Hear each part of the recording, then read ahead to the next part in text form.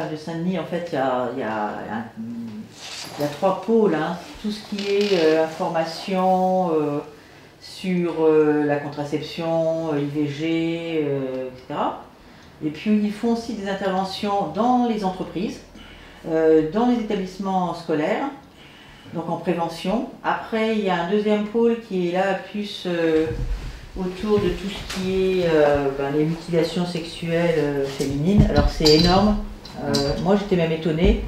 Il faut savoir qu'il y a encore au moins 124 000, alors pas là sur l'année écoulée, hein, mais récemment, 124 000 femmes, jeunes filles même souvent, et ça se pratique sur le territoire en douce, de jeunes filles qui effectivement sont excisées, infibulées. Enfin, l'infibulation ça se fait moins, excisées oui.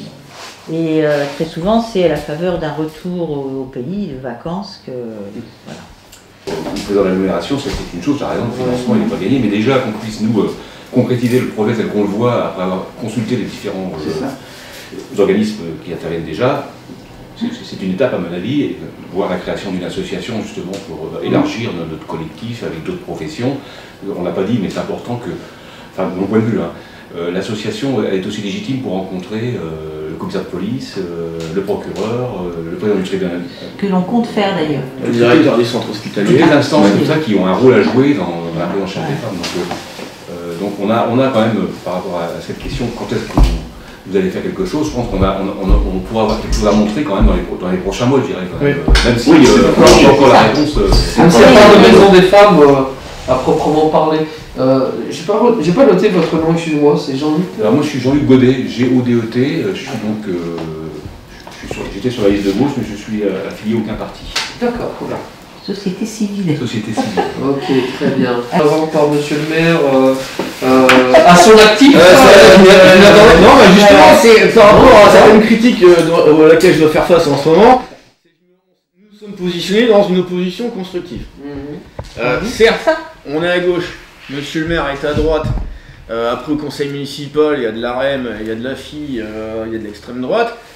Nous, notre objectif, c'est que la confrontation permanente et frontale avec monsieur le maire, non. On va pas la jouer à la Franck Delatte comme au dernier mandat. Si monsieur le maire défend des projets qui sont d'intérêt soissonnais et qui sont avec nos valeurs, on acquiescera. Le jour où non, il risque quand même, si jamais ça se mettait en place, il pourrait faire valoir que c'est la droite qui l'a fait. Ah peut-être, mais nous on communiquera sur la chose en disant que c'est quand même un projet qui a été porté par la gauche. Bon, même si c'est lui qui le met effectivement en place, on aura comme toujours la satisfaction d'avoir fait passer un projet pour les Soissonnais. Voilà. Bientôt, c'est sur le projet de résidence Claisance rue Labis. Parce qu'il que rue Labis, c'est la rue qui fait l'angle du boulevard Jeanne d'Arc à côté de l'Orpea là. Rue Labis, hein, c'est ça? Rue Labis, ouais. Ernest. Oui, c'est ça, c'est au niveau de l'Orpea. Ouais, il y a la petite zone boisée derrière où Claisance projette de faire un des grands cèdres, tout ça, faire des grands arbres. Ouais, bah justement, nous, abattre de petits arbres. L'herbe boisée derrière, c'est pas vraiment un problème, mais là, abattre des arbres qui font plus de 20 ou 30 mètres, là, ça devient vraiment gênant. D'accord, donc là, vous allez intervenir là-dessus, oui, on se raconte. On peut pas décemment à abattre des arbres de cette taille-là, ça fait partie plus ou moins des arbres remarquables sur le Soissonnais, sur Soissons, intramuros. Non. Il faut qu'ils intègrent dans leur... Absolument que maintenant les constructeurs, comme tous les aménageurs, intègrent l'environnement existant de qualité, puisqu'on est en ville, il ne faut pas de la campagne, de la ville, ce type de végétation, de végétaux qui existent dans leurs projets. Alors là, les grands arbres sont menacés ou oui, pas, non, mais bien sûr. J'aurais pu comprendre que c'était uniquement les petits qui seraient découpés. Moi, je reste sceptique. Pour laisser la place à un manège le jour d'une fête foraine, on coupe 6 arbres. 6 arbres centenaires. Bon, oui. Une genêt, donc on est au courant, et moi-même, j'en ai entendu parler, mais je suis pas... j'en sais pas tellement plus que vous, c'est pas un sujet qui a été abordé ouvertement en mairie. C'est pas encore reparti ce projet-là, Non, c'est juste un projet dans l'immédiat, mais il y a quand même eu le problème des arbres qui a été posé. Il faut toujours le dire en amont parce que ça arrive du jour au lendemain. Je questionnerai d'ailleurs monsieur le maire sur la situation de l'hôpital. D'accord. On a eu peu de retours pour l'instant, mais la situation de l'hôpital, apparemment, elle est pas très bonne. Donc, et je vois qu'il y a eu d'ailleurs une polémique la semaine dernière sur l'acquisition des terrains par l'agglomération. Polémique que je comprends pas vraiment, dans la mesure où, vu la hauteur de leur dette crachée sur 500 à 600 000 euros, j'ai pas très bien compris. Surtout qu'en plus, bon, les personnes qui critiquent, c'est des personnes qui, dans leur programme, étaient favorables à la réfaction du quartier de la gare via l'Arena. C'est des terrains qui sont en friche et des bâtiments qui sont abandonnés. Autant que l'agglomération les récupère, que ça pourrisse et que ça reste une friche. Je suis désolé, puis en plus, ça réinjecte un peu d'argent dans le budget de l'hôpital. Donc j'ai pas franchement très bien compris la polémique là-bas, mais bon. Puis l'hôpital reste, c'est le propriétaire des biens et il en fait ce qu'il veut. Alors voilà, non mais c'est la vocation de ce type de biens qui appartient à l'assistance publique, c'est justement de financer la partie hospitalière. Quand vous faites une donation d'une maison à l'assistance publique, le but c'est pas de gérer une maison, l'assistance publique, c'est de la remettre après en vente pour rentrer des fonds pour l'assistance publique. Bien sûr. Et bon, la polémique sur le fait qu'il y ait tant d'élus qui soit l'agglomération et le comité de surveillance de l'hôpital, je vois pas très bien aussi cette polémique-là. C'était comme ça déjà au mois d'avant, celui d'avant, il y a un élu, il y a le maire. Il y a un conflit d'intérêt quand même, visiblement, ou du moins, en fait, ce qui est supposé, c'est qu'il puisse y avoir un conflit d'intérêt entre le fait que les gens qui vendent vont aussi bénéficier. Bref, la mairie, elle aurait été à gauche, ou elle aurait été France Insoumise, ou extrême droite, ou je sais pas, ça aurait été exactement le même problème. Les gens qui sont là gauche sont au comité de surveillance et ceux de la mairie aussi.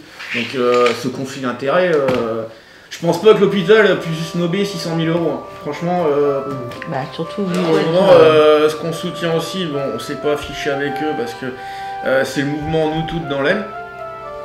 Je sais pas si vous avez vu sur mon profil Facebook, c'est le mouvement féministe, ils ont toujours des affiches violettes. Caroline de Haas.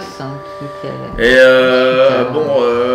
on s'est pas affiché encore avec elles parce qu'on les a pas rencontrées, mais par contre sur le département de l'Aisne, c'est nous qui avons fourni leurs affiches. Juste pour l'anecdote, les gens qui me critiquent le plus sur Facebook, je les vois pas beaucoup en commission. D'accord. Donc juste pour ça, parce que bon, quand j'entends dire c'est que tu fais ton boulot, je suis désolé, hier on a eu une commission sport, on l'a pas vu souvent, basta. Nous aussi c'est du micro... Enfin... Ouais. En fait, je veux dire, nous on l'a pas relayé en plus. Cette polémique.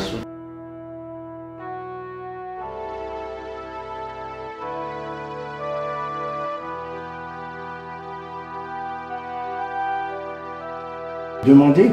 Ouais. Vous avez parlé de Rockville. Rockwool, ouais, on a donné notre positionnement final. On avait toujours dit lors de la campagne qu'on était favorable à l'emploi, qu'on est quand même dans un bassin sinistré, qui a perdu plus de 3000 emplois en près de 40 ans. Là on nous propose 150 emplois directs et à peu près autant en indirect. Bon, on peut pas cracher dessus. Sauf que bon, on a toujours dit, et ça a été occulté des fois par les médias et nos concurrents, qu'on avait dit qu'on resterait vigilant sur tout ce qui est normes environnementales et sanitaires. Dans l'état actuel, avec le projet tel qu'il nous a été présenté aux habitants et aux élus du Grand Soissons, on est quand même en droit de se questionner. Là, j'ai eu des éléments qui nous ont été remontés par le collectif anti-Rockwool, avec qui j'ai quelques contacts. Oui, on peut se poser la question. Là, ils ont été visiter le site d'Illange en Moselle il y a quelques jours. La population locale s'en plaint énormément. Bon, certes, l'usine, c'est pas le même modèle, c'est pas la même génération, mais avec aussi avec le vote des députés pour les produits phytosanitaires, ça, on est quand même en droit de se questionner pour la santé des habitants. Donc là, aujourd'hui, notre position, c'est, dans l'état actuel, et sous la forme où Rockwool nous le propose à l'heure d'aujourd'hui, on est contre. À moins que Rockwool révise sa copie, mais bon. Vous savez très bien comment ça se passe, les grands sites industriels vont vouloir pas trop cher, donc ils réviseront pas. Donc, Et le maire est pour Rockwool. Ah, le maire, monsieur le maire a toujours été pour. Hein, bon, il est porteur et bon, il défend l'emploi aussi. Hein. Bon, et après, je connais pas sa position sur tout ce qui est santé. questions environnement et sanitaire. Là-dessus, je sais pas, j'en ai pas discuté avec lui. Bon, on avait la même position sur le fait qu'on était pour indemniser le bassin. D'accord, Tout ok. ce que je pourrais dire pour l'instant. D'accord.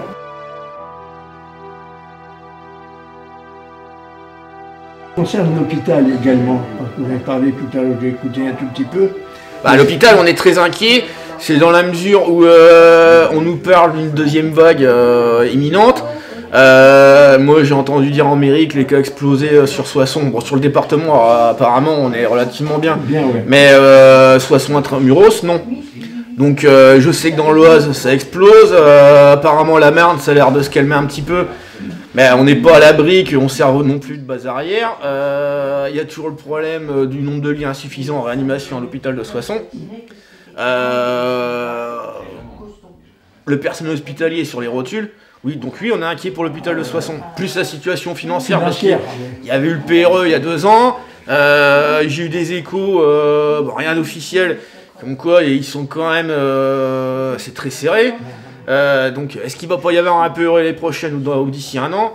On reste vigilant. C'est quand même le premier employeur de la ville et c'est un service public. Quand même, Oui. le personnel est important. Bah, on est dans un désert médical à Soissons. Si l'hôpital de Soissons n'est plus en mesure d'assurer les soins pour les Soissonnais, oui. Alors il a été vendu des biens, j'ai vu dans la presse qu'il y avait des biens qui avaient été vendus. Oui, l'agglomération a fait l'acquisition de 3 parcelles. Ouais. Une friche située entre le parking de l'hôpital et deux le pont de fer. deux ateliers. Et un ancien garage et une petite habitation qui était laissée à l'abandon. Est-ce que ça va redynamiser le quartier de la gare? Ça rentre dans... Bah, dans l'objectif, même les détracteurs, ceux qui ont fait la polémique la semaine dernière sur la question, tout le monde était pour la réfaction du quartier de la gare avec le projet d'Arena et tout au niveau de l'agglomération. Oui. Si l'agglomération a des projets pour ces 3 parcelles-là, oui. Autant que ce soit des friches qui soient laissées à l'abandon. Et en plus, ça nous permet de réinjecter un peu plus de 500 000 euros dans le budget de l'hôpital. Ah oui, ça c'est pas négligeable non plus.